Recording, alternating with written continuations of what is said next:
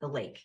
Oh my God, Oregon, maybe? I don't know. And we have to look it up because clearly I've only ever done Well, the that link. all came to be after we all left.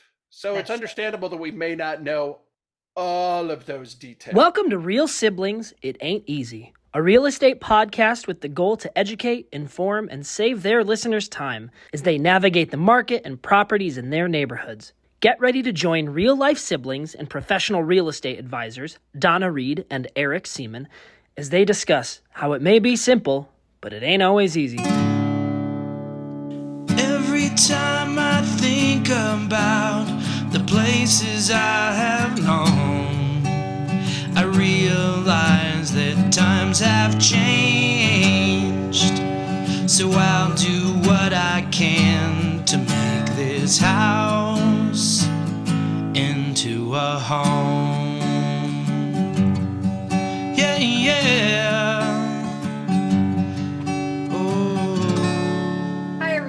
Welcome to Real Siblings, It Ain't Easy. It's a real estate podcast that just ain't typical. I'm Donna, he's Eric, and we are the Real Siblings. We're both professional realtors with Keller Williams, and for your reference, he's Gen X, I'm a boomer. I put on my yellow earrings, he didn't, even though Eric, you got the shirt. Could have maybe done it. The podcast blends lifestyle together with real estate as we work to communicate, educate, connect, and entertain our listeners.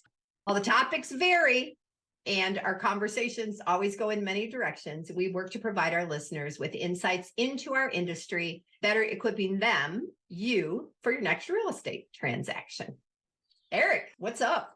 Hey, wow. All right. You didn't see me. You were looking down, but I applauded when you made it through the CECE, communicate, educate, connect, and entertain, which we've had some trouble stumbling over in the past. Yeah, that's true. That's true.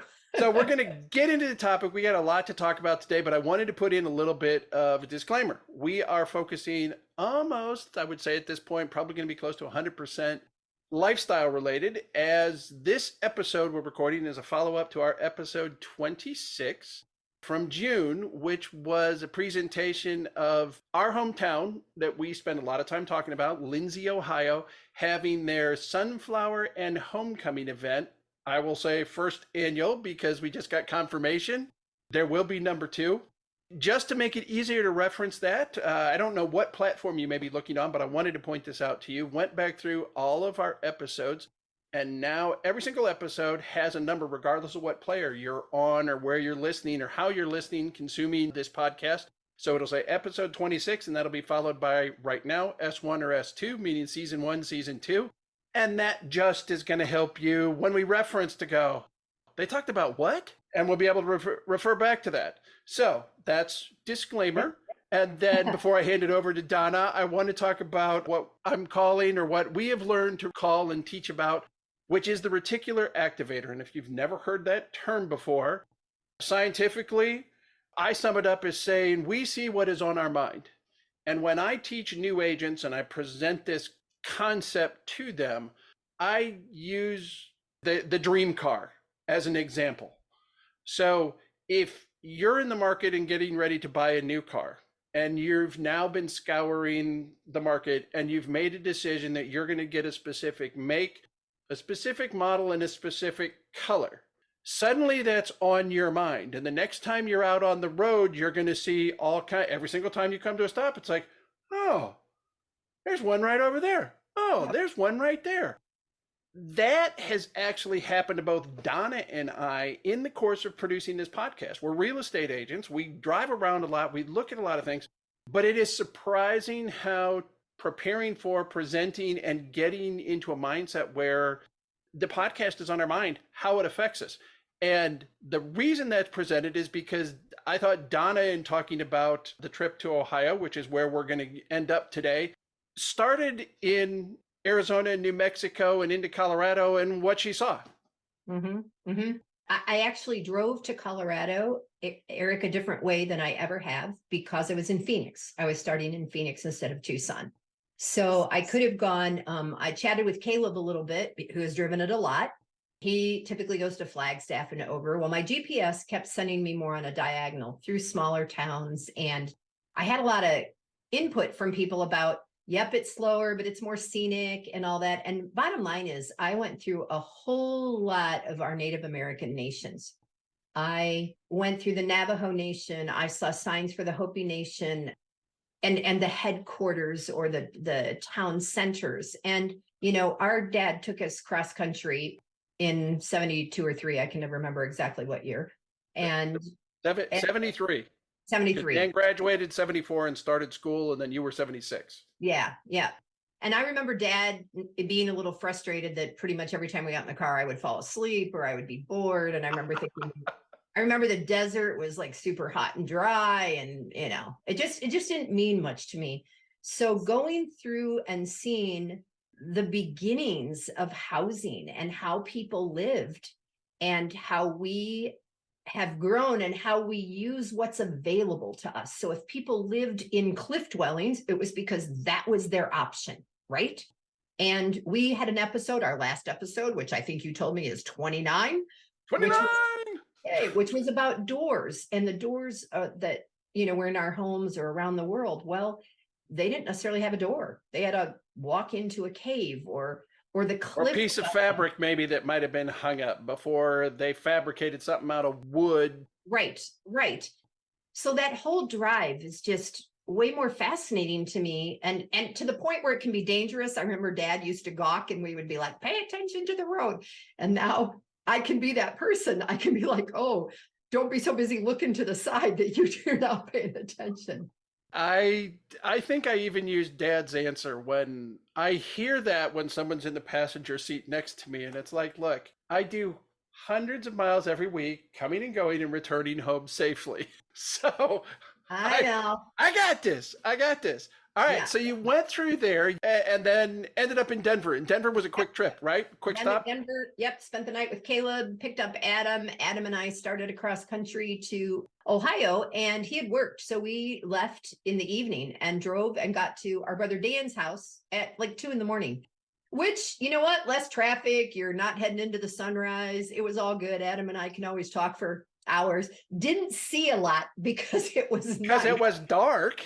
It was dark, yeah. A couple of truck stops, you know, and Dan and Eleanor weren't even home. So they were in New York at Dan's convention. So we stayed at their home, and Dan, Adam, I can never remember which kid or brother I'm with. Adam had never been there. So that was fun. And then came across, and for the first time ever, spent the night in Indianapolis.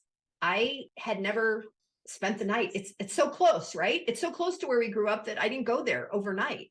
Right, because we always drove through Indiana. We never stayed in Indiana. Yeah. And again, here we are. We're at this hotel that's recommended to me. It's a pretty pricey hotel. It's called Ironworks. But again, the person now that looks at the way everything is built, every single thing, right? Oh, look how they did what this made, because it was an iron city. Was it done purposefully to look new, but it's old, or is it old to look new? You know, just... Yeah, our perspective and the way we look at things has absolutely changed. There's things that I notice that have been there for the 31 years I've lived in San Antonio now that I've recently seen again and looked at it from a different viewpoint perspective. And why is it that way? How long has it been there? It's pretty interesting how putting this together has started to influence what we see and how we do, even though we present this going, hey, we're talking about how where we came from influenced what we do, and now that's influencing our conversation. So I don't know, is that coming 360? Is that the way you would refer to that? It's all... And also, I think, you know, we've joked in the past about when Dan moved out of the room that you guys all shared together when we were in our Main Street house, and he moved into the dormer, right? And now I'm in a hotel where the shower is as big as Dan's bedroom was. You know? Like, because some of them call them car wash showers, where you can walk through one side and out the other side. So it's fascinating. And then we woke up and we got to Ohio at a reasonable time, and we stayed. You got to where? O-H-I-O. Yeah. Thank God. Because that's the only way we could spell it. Otherwise, we've been gone so long. The only way we can remember to spell it is if we were sitting in the stadium. Yeah, there you go. Good point, brother. And And we stayed with Ernst and Carolyn at their home. And again, it's a hacienda style home in Fremont, Ohio. Not common and compared to what is normal back there. So that was fun, and then started the adventure in Lindsey. Okay, so since you went to hacienda yet again, I'm just going to tell you that no. We will definitely be discussing future episode, not the next two, but maybe episode 33, where we're going to try to clarify what's a hacienda, what's Santa Fe, what's adobe, or what, and here Spanish colonial, and get that all sorted, because we're using those words kind of interchangeably. And if you don't and haven't seen it, then you're kind of going, what is that? And what makes you say this one's a hacienda, but that one may be Santa Fe? Or is it the same thing? I'll get some pictures from my friend Jose, because he is building a hacienda style home in Mexico. And he just showed me pictures the other day, and he's got arched ceilings. It's really cool. Wow. So, wow. Yeah. All anyway. right. So you made it back to Lindsey. Ohio. You made it back to Fremont and then out to Lindsey, right? Because Ernst and Carolyn don't live in, they live in. Yeah, that's actually true. And the way that we came off the turnpike through Elmore and stopped at the antique store there that's owned by a friend, from elementary school. Came through town. I stopped and dropped off some of the prints that I had made with like Kate and Daryl Nip and people, so that I had fewer to distribute at the event, because I had painted a painting, folks, of our hometown and was selling some of the prints to people. So, yep. Then we came back to Lindsey and you saw what's behind you.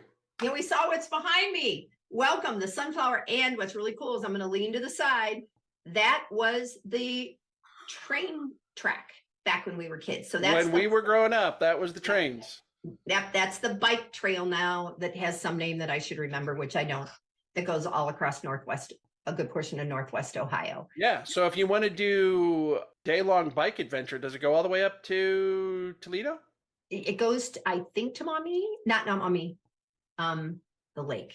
Oh my God, Oregon, maybe? I don't know. And we have to look it up, because clearly I've only ever done. Well, that all came to be after we all left. So it's understandable that we may not know all of those details. Thank you, Eric, for giving that to me. For me not knowing. Yeah. So we didn't go out till about noon. It started at about, I think there was the 5K at 9 a.m.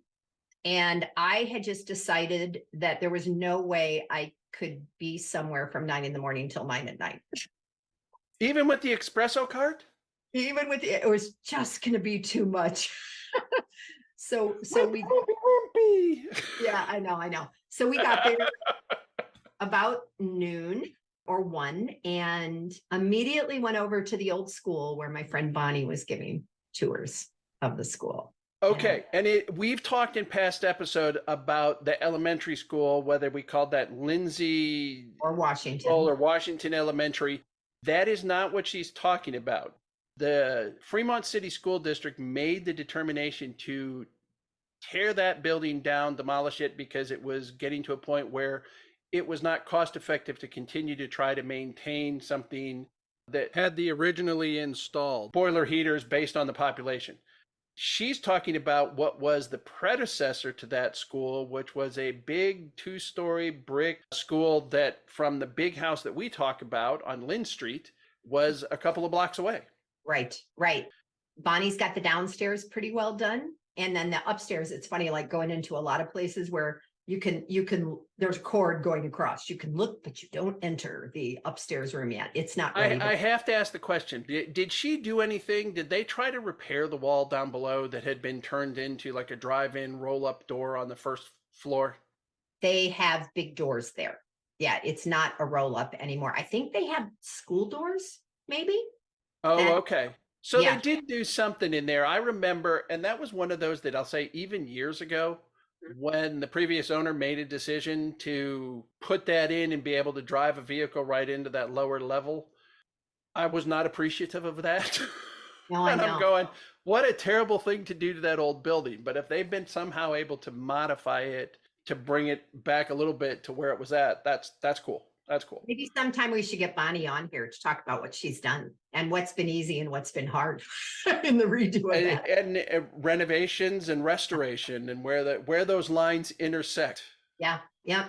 So we did that. And, I think, Eric, you found out that kind of at a last minute, our brother Ken and his wife wound up coming up. Yeah, we didn't know until we saw pictures going, did Ken go to, it's like, I know that he was going to. And then sure enough, I looked at the pictures going, yep.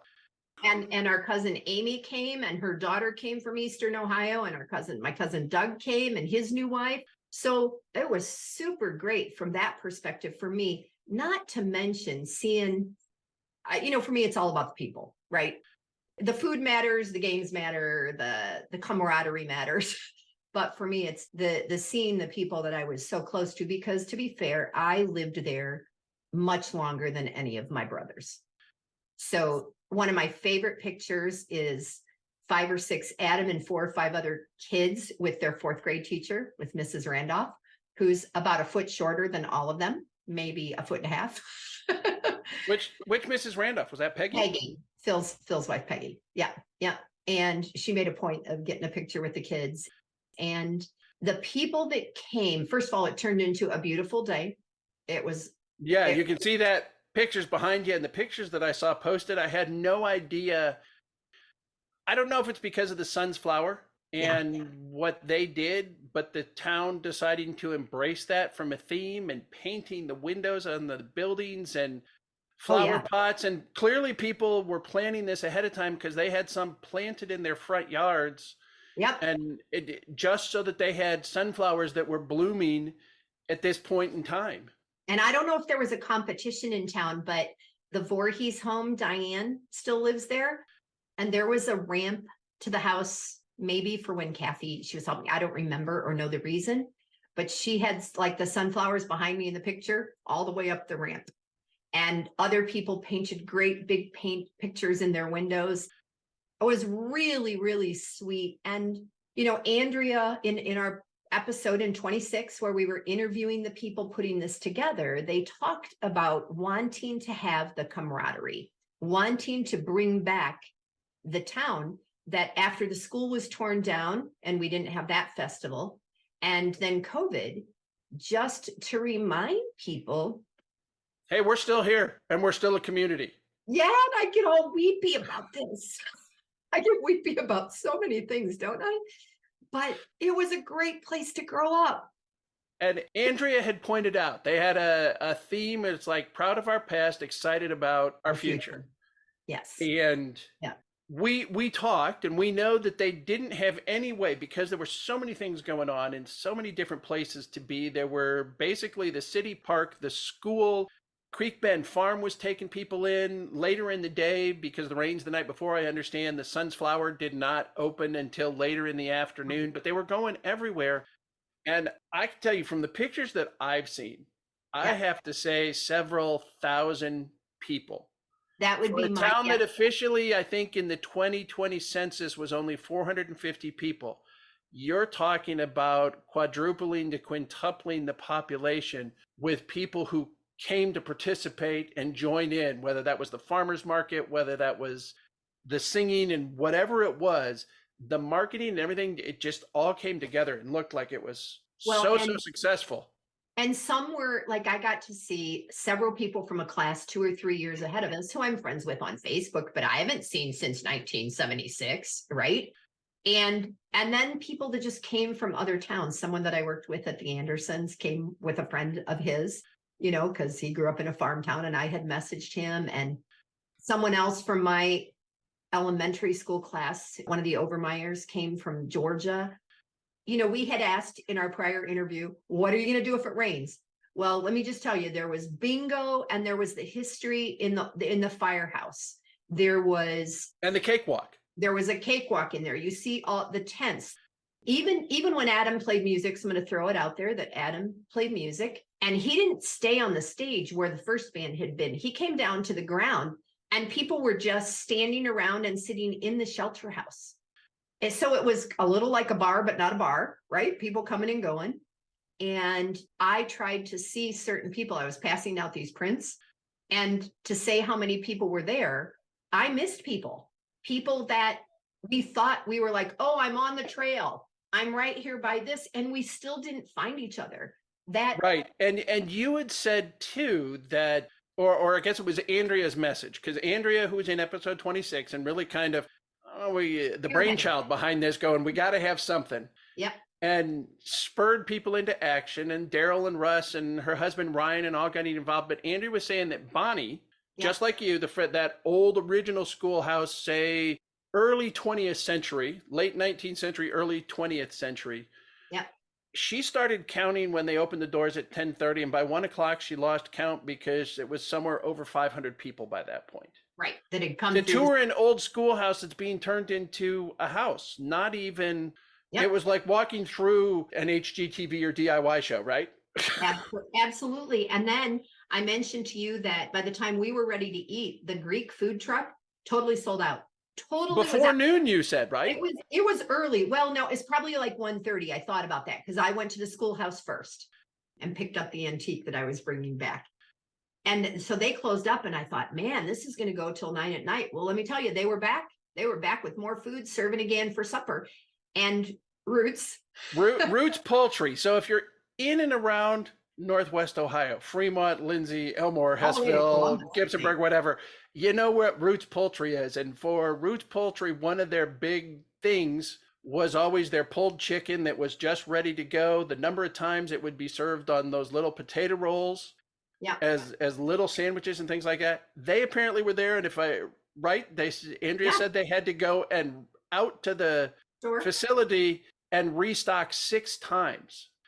I don't know what that means from a volume standpoint, but the chicken has always been really, really good. And that means a lot of people were getting chicken sandwiches if they were running out to get more buns and more chicken. Yep. And then the other thing that I think is super important to mention for this is that this was not a fundraiser for the town. All these different organizations worked to make money. So the Runners Club donated a portion of their profits back to the town so that it could move forward. They said that the wreaths across America, which are the wreaths for the graves at the cemetery. For veterans, right? Is that for veterans wreaths? Yep. They had a raffle. They sold 500 tickets, profited about $1,000. The Lindsey Lions made money on their cakewalk. The youth group for the church made $300 or $400 for their mission, and that was for a dunk tank. The 4-H club made money. So everybody profited. And how great is that?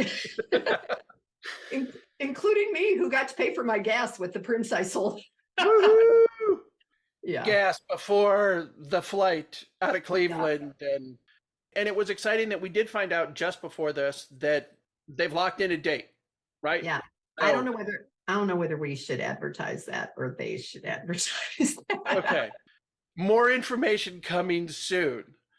And based on the success and what I saw, and I already made the commitment to Andrea, Ryan, Daryl, and Russ that if this happens again, we'll be there. And of course, now I'm saying that our family reunion, reschedule our family reunion, which has gotten to the point of trying to coordinate around all the kids' activities. Now that we've got kids that are high school teams and junior high and middle and everything else, we need to be there next summer. And of course, there's very, very few places to stay in Lindsey. So we're staying someplace else. Yeah, that's why Ken and Elizabeth drove up from, I think, Columbus. They stayed at Amy's. They stayed at Amy's. So I can't stay at Hillenbrand's forever. And we all can't stay at Hillenbrand's, clearly. So there would be some coordinating. Maybe we go back and stay at Sauter's like we did, a number. Yeah, that's a decent drive at Sauter's or someplace in Fremont. We normally stay someplace else, but it was way too expensive.